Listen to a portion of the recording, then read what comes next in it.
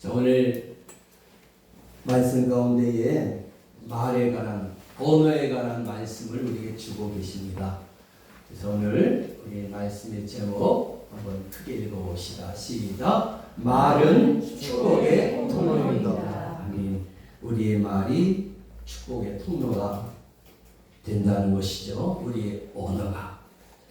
사도 바울은 고난의 시대를 살아가고 있는 성도들에게 왕 같은 제사장으로서 어떻게 살아가야 할 것인가에 대한 삶의 지침을 주는 동시에 또 가정과 또 직장에서 이웃들과의 관계 속에서 어떠한 태도를 가지고 살아갈 것인가에 대한 구체적인 말씀을 권면을 주고 계신 것을 보게 됩니다. 특별히 오늘 본문은 그리스도인의 올바른 언어 생활에 대해서 말씀을 주고 있어요. 그 핵심은 뭐냐면요, 바로 복을 비는 자로 살라는 거예요. 다시 말씀을 드리면 축복의 통로가 되라는 거예요. 오늘 본문 9절에서 악을 악으로 욕을 욕으로 갚는 어리석은 자가 되지 말고 도리어 복을 비는 자가 되라고 말씀해 주고 있어요. 여기 하나님께서는 우리를 택하시고 우리를 부르신 이유는 바로 복을 비는 자가 되기 위함이라고 말씀해 주고 있습니다. 여기 사도 베드로는 복을 두 가지 관점에서 제시하고 있어요. 바로 12절인데요. 한번 읽어봅시다. 시작.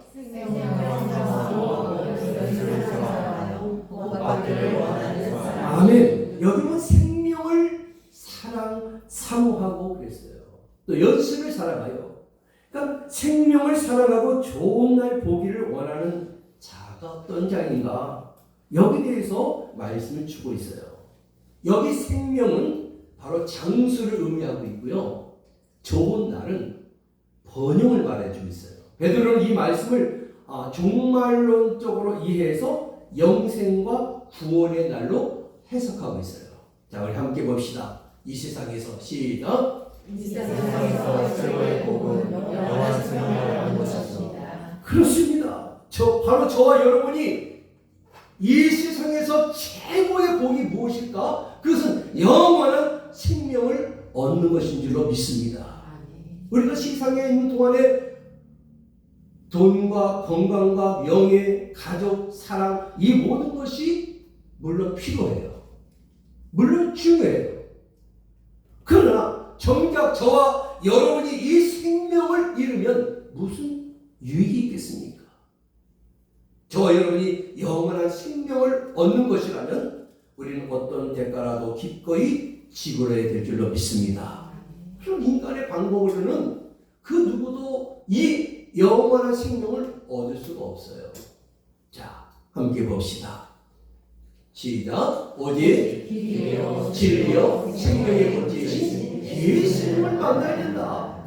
그렇습니다. 저와 여러분이 영원한 생명을 얻을 수 있는 길이 되시고 진리가 되시고 생명 되신 그 예수님을 만나야 된다는 거예요. 그래 우리가 영원한 생명을 얻을 수 있는 거예요. 그래서 성경은 우리 이 말씀을 주고 있어요. 베드로서 1장 9절인데요. 읽어봅시다. 1장 9절 시작. 믿음의 결국 곧 영원의 구원을 받으리라. 그렇습니다. 신앙은 곧 영원한 생명을 얻는 것이거든요. 그런 점에서 저와 여러분 모두는 어떤 사람들입니까? 가장 복 있는 사람들이에요. 왜요? 우리 안에 이미 예수님의 생명의 역사가 임하고 있기 때문인 줄로 믿습니다. 할렐루야. 그래, 우리 안에 예수님이 있잖아요. 좋은 날은 내가 보기에 좋은 날이 아니에요. 인간이 만들어낸 좋은 날은요, 한계가 있어요. 아무리 좋아도 그것이 계속 될 수가 없는 것이죠. 그래서 서양 사람들은 이렇게 인사하잖아요. Have a nice day 하고 좋은 날 되라고 인사를 해요. 그런데 좋은 날은 그냥 되는 게 아니잖아요. 뭐 좋아지겠지, 막연한 기대를 가지고 기다리는 게 좋은 날이 아니거든요. 함께 따라합시다. 좋은 날은 우리 안에 있는 영원한 생명이신 주님의 통치와 다스리는 가운데 바로 여기서 만들어가야 된다. 아멘. 그래 좋은 날은 우리 안에 있는 영원한 생명신 주님의 통치와 다스리는 가운데서 오늘 바로 여기에서 만들어 가야 된다는 거예요. 그것을 베드로 사도는 장차 임하실 주님을 통해 이루어지는 구원의 날로 말씀해 주고 있어요. 자, 함께 봅시다. 내 인생의 최고 날 시작. 내 인생의 최고의 날은 영원히 주님께서 재림의 주로 다시 오시는 그날 천군 천사의 악한 소리와 함께 영원한 나라 천국으로 떠날 것입니다. 아멘. 여러분, 내 인생의 최고의 날이 언제일까요? 영광의 주님께서 이 땅에 재림지로 오시는 날, 그날에 천군 천사 나팔소리와 함께 영원한 하나님 나라 천국을 들어가는 것, 이게 우리 인생의 최고의 날인 줄로 믿습니다. 이거보다 더 기쁜 날이 어디 있겠어요? 우리들이 어떻게 하면 이 영생을 누리고 구원의 기쁨과 감격을 가지고 천국의 삶을 살 수 있을까? 그것이 비결이 있어요. 오늘 말씀을 가르쳐주고 있거든요. 본문 10절 중반절 이하에 나오는 말씀입니다. 한번 말씀을 띄워주세요. 시작. 혀를 하여 강함을 그치며 그 입술로 거짓을 말하지 말고 혀를 금하고 악한 말을 그치고 입술로 거짓을 말하지 마라. 하나님은 혀를 절제할 것을 명령하고 있어요. 야고보 사도는 혀는 우리 몸의 작은 지체지만 온몸을 불사르는 순의 박쥐와 같다고 말씀하고 있어요. 그래서 성경 우리에게 말씀해 주고 있어요. 듣기는 속히 하고 말하기는 더디하라고. 국어사전에 찾아보니까 말이란 사상이나 감정을 나타내는 소리다, 이렇게 정의하고 있어요.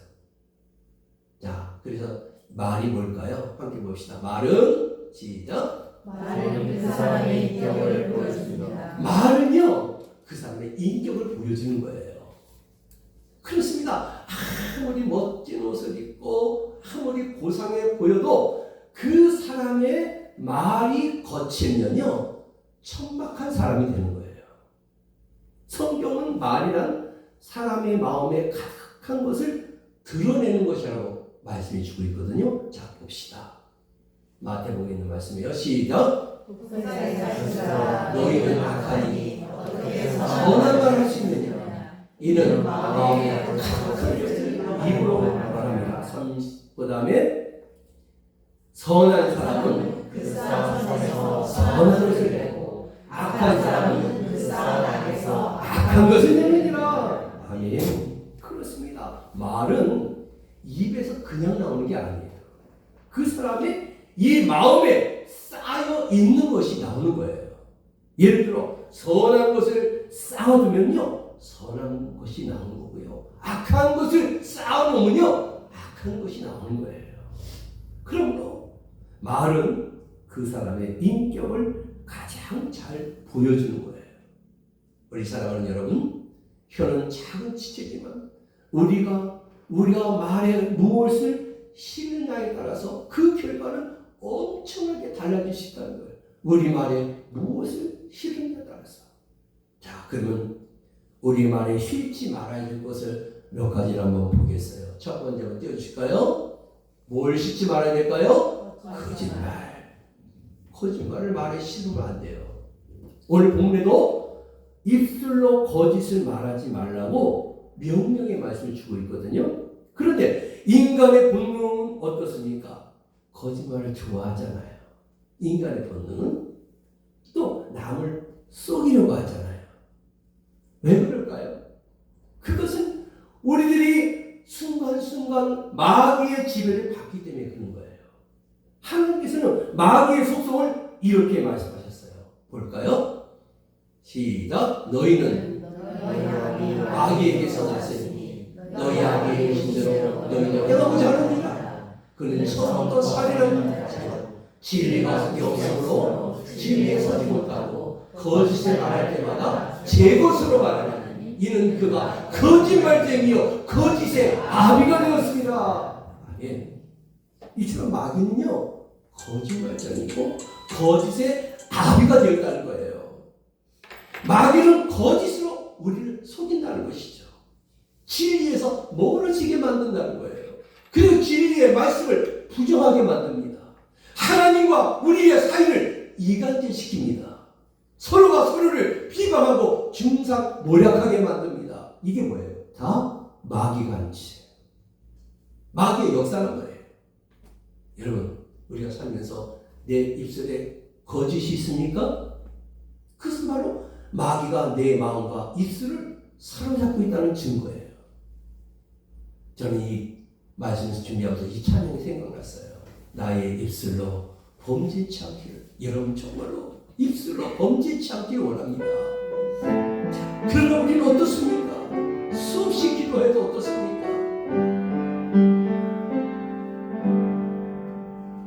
나의 입술로 범죄치 않기를 수없이 기도해도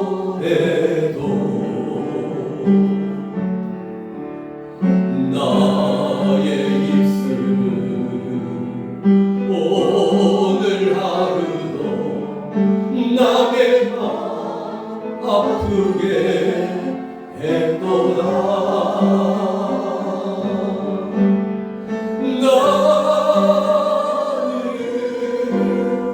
나는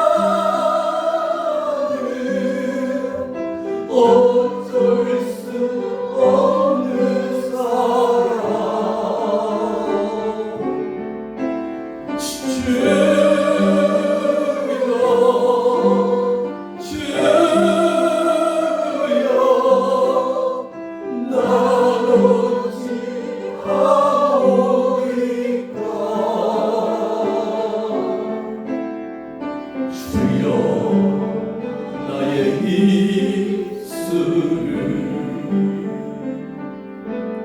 온전히 다스리소서.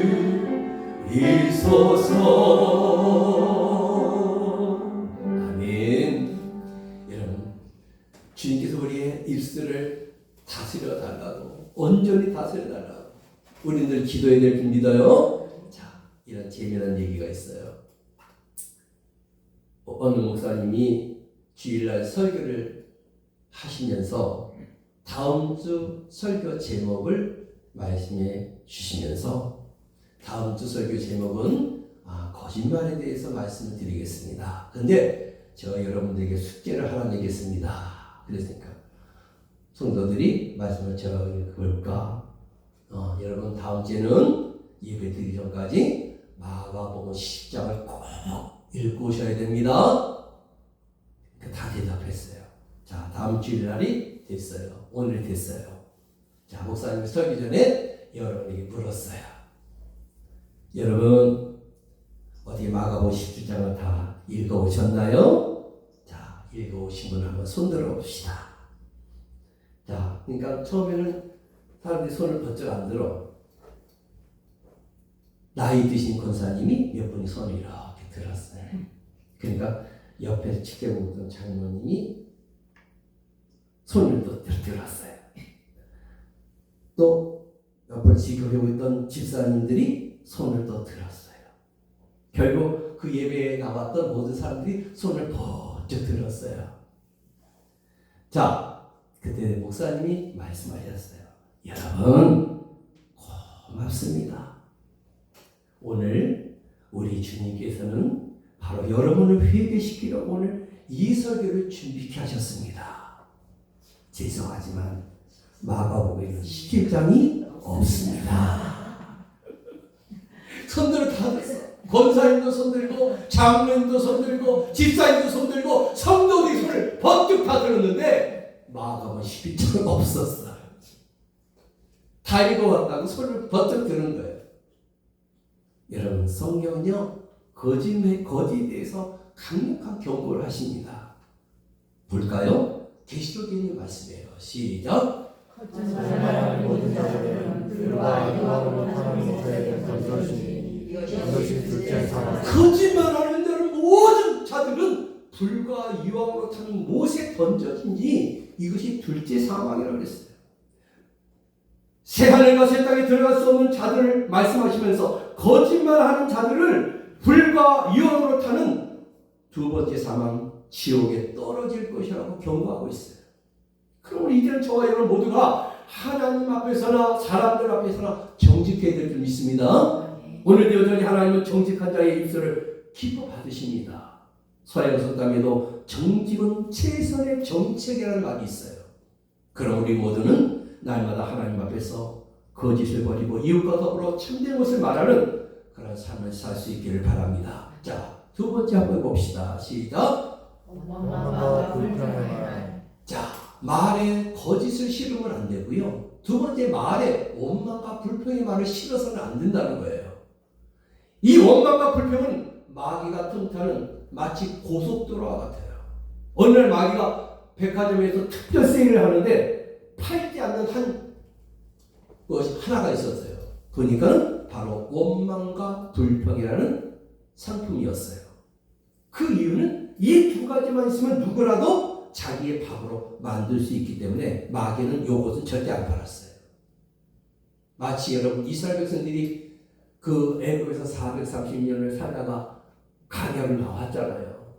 근데 하나님의 은혜로 출애굽한 이후에 광야에서 사는 동안에 가장 많이 했던 것이 뭘까요? 이스라엘 백성들이 원망하고 불평하고 원망하고 불평하고 끊이지가 않았어요. 이것을 보시면 하나님께서는 이렇게 말씀하십니다. 자, 민수기에 있는 말씀이에요. 시작. 나를 향하여 원망하노라. 그 원망하는 말 내가 들었노라. 28절. 너희 말이 내 귀에 들린 대로 내가 너희에게 행하리니. 29절. 띄워주세요. 발 앞에. 너희 시체가 광야에서 엎드러질 것이라. 너희 중에서 20세 이상으로서 30절. 계수된 자 곧 나를 원망한 자 전부가 결단코 들어가지 못하리라. 여분의 아들 갈렙과 눈의 아들 여호수아 외에는 내가 맹세하여 너에게 살게 하려 한 땅에 결단코 들어가지 못하리라. 하나님 지금도 우리의 원망과 불평의 소리를 듣고 있어요. 우리 말이 귀에 들린 대로 행하신단 말이에요. 바울은 교인들에게 이렇게 말씀을 주고 있어요. 빌립보서 2장 14절 시작. 모든 일을 원망과 시비가 없이 하라. 야고보 시작. 형제들아 서로 원망하지 말라. 모든 일에 원망과 시비가 없이 하라. 야고보는 형제들아 서로 원망하지 말라. 그리하여 심판을 멸하리라. 보라 심판주가 문 밖에 서 계시니라. 경고의 말씀을 주고 있어요. 사랑하는 여러분, 우리 모두가 원망과 불평 이전에 하나님이 지금까지 베풀어 주신 은혜를 기억하고 감사하면서 믿음의 눈으로 내일을 바라보며 하나님께 감사와 찬양을 드릴 수 있기를 바랍니다. 그래야 우리의 입술에 원망과 불평이 사라지고 감사와 찬송이 넘쳐서 축복의 땅을 차지하는 그런 삶을 살게 될 줄로 믿습니다. 자, 세 번째 말에 실지 말아야 될 것이 있어요. 뭘까요? 교만한 말, 거짓, 원망과 불평. 이제는 교만한 말을 말에 실어서는 안 된다는 거예요. 여러분 옛날에도 개구리 올챙이 쪽 생각을 못한다는 흉담이 있잖아요. 사람은 내가 누구와 견주어서 낫다고 생각하면 그 순간부터 교만해지는 거예요. 교만해지면요 교만한 말을 하게 되는 거예요. 교만하게 되면 교만한 행동을 하게 되는 거예요. 마치 교만한 사람은 빈수레가 요란한 것과 같다는 거예요. 그 마음에 예수님이 계시지 않고 자기 욕망으로 채워져 있는 사람은 언제나 요란할 수밖에 없어요. 교만한 사람에게는 교만한 모습이 나타날 수밖에 없다는 거예요. 재미난 얘기가 있어요. 어느 연못에 오리 2마리와 개구리 1마리가 살고 있었어요. 여름이 지나니까 연못이 바짝 말랐어요. 이들은 이제 다른 곳으로 이제 가야 돼. 거기서 더 이상 살 수가 없어. 그래서 여기를 어떻게 벗어날까 방법을 고안했어요. 그래서 그것은 바로 하늘을 날 수 있는 2마리 오리가 양쪽에서 막대기를 물고 그 가운데 개구리가 입으로 막대기를 물면 날아가는 거예요. 그러면 오리도 개구리도 같이 날아서 갈 수가 있는 거잖아요. 자, 떠나기 전에 이들은 약속을 했어요. 절대로 입을 열어서는 안 된다. 야, 그래, 우리 입 열면 안 돼. 말하면 안 돼. 그리고 두 마리 오리와 개구리가 드디어 막대기를 하나씩 입에 물고 그리고 거기 개구리가 거기 가운데 물고 날갯짓을 하면서 막 올라갔어요. 막 올라갈 때 그때 농부가 쳐다본 거예요. 결국 이야 신기하다 그런 거예요. 야 누가 저런 생각을 했을까? 하고 말하는 순간에 그것을 듣고도 교만해진 개구리가 내가 했지 내가 했지. 여러분들 결과는 상상에 맡길게요. 그래요. 자 함께 볼까요? 잠언서 있는 말씀이에요. 시작. 교만은 거만한 마음은 넘어짐의 앞자리니라. 그렇습니다. 우리 항상 하나님 앞에서요 겸손함으로 말해야 돼요. 결코 자기 자랑이나 자기 우월감이 아닌 남을 이해하고 남을 존중하는 겸손한 자가 되어야 된다는 것이죠. 바로 그런 자에게 하나님은 은혜를 베푸실 줄로 믿어요. 자 마지막 우리 말에 싫지 않아야 될 것이 있어요. 뭘까요? 시작. 남을 험담하는 말. 그래요. 이건 싫어서는 안 돼요. 우리는 우리 자신 안에 있는 들보를 보지 못하고 남의 눈에 있는 티를 볼 적이 얼마나 많아요. 그러니까 자신에게는 늘 관대하고 남에게는 늘 엄격한 잣대를 댑니다. 그러니까 남을 비판하고 험담하게 되는 거예요. 이런 모습은 결국 서로의 관계를 깨트리게 되는 것이죠. 예수님이 이렇게 말씀하셨어요. 자 마태복음 있는 말씀 시작. 비판을 받지 아니하여거든 비판하지 말라. 너희가 비판하는 그 비판으로 너희가 비판을 받을 것이니요. 그래요. 남을 비판하면요 나도 누군가에게 비판을 받게 되고 내가 남을 판단하면 나도 남에게 판단을 받는다는 거예요. 우리 여기서 끝나는 것이 아니라 우리 모두는 하나님 앞에서 더 엄격한 비판과 헤아림을 받는다는 사실을 우리는 기억해야 돼요.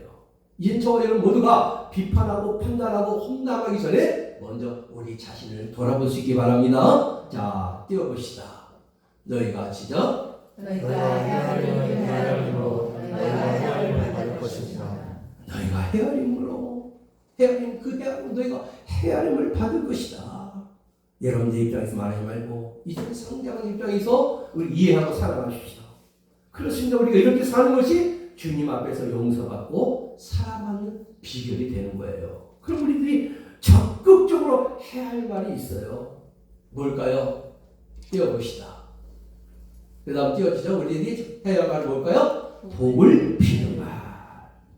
축복의 통로가 되라는 거예요. 예수님은 제자들 파송해서 축복권에 대해서 말씀을 주셨어요. 자, 이 말씀이 있어요.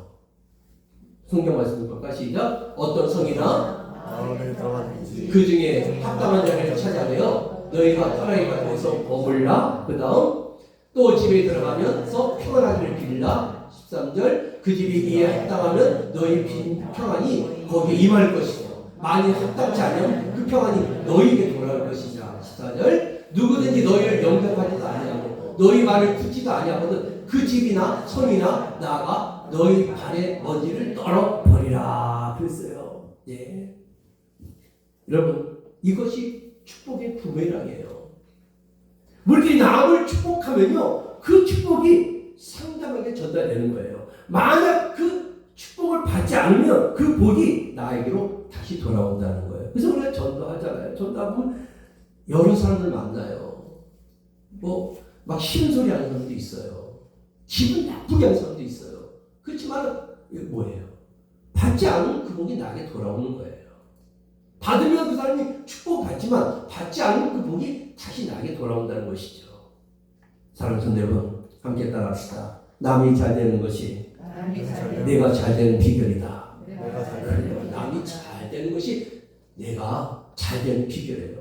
반대로 내가 아무리 잘 돼도 내 주변 사람이 잘못되면 그 해가 나에게 돌아올 수도 있어요. 생각해보세요. 내 자녀를 아무리 내가 잘 키워도 못된 친구 만나서 어려움을 당하면 아무 소용이 없잖아요. 우리는 남이 잘 되도록 날마다 축복을 빌어줄 줄 믿습니다. 사랑하는 여러분, 남이 나에게 악하게 대한다고 나도 악하게 대하면 그것은 세상의 방법입니다. 남이 악하게 대할지라도 저와 여러분이 선으로 대하면 상대방이 변화가 되고 감동을 받게 될 줄 믿습니다. 이것 하나님께서는 우리의 모든 상황을 다 보고 계신다는 것을 여러분 믿을 수 있기 바라요. 자, 베드로전서 3장 11절입니다. 시작. 악에서 떠나 선을 행하고 화평을 구하며 그것을 따르라. 주님 우리에게 명령을 주고 계세요. 그럼 우리 먼저 우리의 입술에서 악을 제해버려야 돼요. 하나님이 기뻐하시는 선한 일에 힘써야 될 줄 믿습니다. 그리고 화평케 하는 그 직책을 우리가 잘 수행해야 돼요. 그것이 바로 생명의 복을 누리고 좋은 날을 만들어가는 비결이 된다는 거예요. 자, 띄워봅시다. 우리 마음에 시작. 우리 마음에 기쁨이 있고 감사가 있고 찬송이 있어요. 그러면 그 입술에 언제나 칭찬과 격려와 사랑과 축복이 흘러넘친다. 아멘. 결국 우리가 성령 충만해야 악으로 욕으로 갚지 않게 되는 것이죠. 생각해 보세요. 내 감정이 앞서는데 어떻게 맞대로 하겠습니까? 우리가 아까 찬양 불렀잖아요. 나의 입술로 범죄치 않기를. 이 찬양의 가사와 같이 성령님께서 내 마음과 생각과 입술을 다스려 주시면 우리는 인내할 수 있는 거예요. 용서할 수 있는 거예요. 오히려 원수까지도 사랑할 수 있는 힘과 능력을 주실 줄로 믿습니다. 사랑하는 여러분, 여러분의 귓가에 지금 거짓말, 비방의 소리가 들려옵니까? 그것을 연연하거나 고통스러워하지 마십시오. 그 소리 듣고 우리가 속상하지 마십시오. 오히려 그것들을 하나님의 사랑과 자비를 찬양하는 소리로 여러분 상쇄시켜 버리십시오. 오히려 그들을 주님의 사랑으로 축복하십시오. 그리할 때 하나님의 때가 되면 주님께서 그 악한 자들을 개정하시고 의인의 강구에 역사하셔서 하나님은 우리에게 승리를 맛보게 해줄 줄 믿습니다. 말씀을 마치겠습니다. 사랑하는 성도 여러분, 결코 내가 대적해서 싸워 이기는 게 아닙니다. 오히려 주님께서 보여주신 그 십자가의 사랑으로 우리 모두가 축복할 때에 대적자들이 물러가고 세상이 아름답게 변할 줄 믿습니다. 이것이 바로 주님께서 우리를 불러주시고 복을 주는 방법입니다. 사랑하는 이 찬양 은혜교회 성도 여러분, 생명을 사랑하고 좋은 날 보기를 원하십니까? 그렇다면 날마다 입술 열어 축복하십시오. 심지어 나를 비방하고 험담한 사람일지라도 축복하십시오. 하나님 의로운 자의 간구를 들으십니다. 내가 상대방을 변화시키려고 하지 말고 먼저 내 자신이 성령의 사람으로 변화되십시오. 그러면 상대방도 변하게 될 줄로 믿습니다. 그리고 악으로 욕으로 갚지 말고 도리어 복을 비는 축복의 입술이 되십시오. 그것이 주님께서 우리를 부르신 목적이요, 우리에게 계속해서 복을 주시는 비결이 되는 줄 믿습니다. 다윗의 이 한마디 고백이 우리의 기도가 되기를 원합니다. 따라합시다. 여호와여, 내 입에 파수꾼을 세우시고 내 입술에 문을 지키소서. 아멘. 우리 모두가 축복하는 입술이 되어서 하늘의 신령한 복과 땅의 기름 복을 받아 누릴 수 있는 그런 삶을 살 수 있기를 주님의 이름으로 축원합니다. 기도하겠습니다. 하나님